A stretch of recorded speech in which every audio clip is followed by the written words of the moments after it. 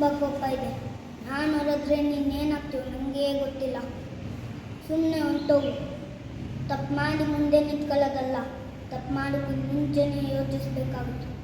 ತಪ್ಪು ದಾರಿಯಲ್ಲಿ ಹೋದರೆ 1000 ಆಪ್ಷನ್ ಇರುತ್ತೆ, ಒಳ್ಳೆ ದಾರಿಯಲ್ಲಿ ಹೋದರೆ ಒಂದೇ ಆಪ್ಷನ್ ಇರುತ್ತೆ. ನೀನು ಕದ್ದಿರೋದು ನನ್ನ ದುಡ್ಡು, ಆದರೂ ನೀನು ಇಷ್ಟು ಮಾತಾಡ್ತಾ ಇದೆಯಾ? ನೀನು ಕದ್ದಿರೋದು ನನ್ನ ದುಡ್ಡು ಅಂತ ನನಗೆ ಗೊತ್ತಾದ ಮೇಲೂ ನೀನು ಆ ದುಡ್ಡನ್ನ ಕೊಡೋಕ್ಕೆ ರೆಡಿ ಇಲ್ಲ. ನೋಡು, ನನ್ನ ತಾಳ್ಮೆ ಇಲ್ಲಿಗೆ ಮುಗೀತು. ನನಗೆ ಆ ದುಡ್ಡು ಈ ಟೈಮಲ್ಲಿ ತುಂಬ ಇಂಪಾರ್ಟೆಂಟು. ನಮ್ಮ ಅಣ್ಣನ ಮಗನಿಗೆ ಟ್ರೀಟ್ಮೆಂಟ್ ನಡೀತಾ ಇದೆ.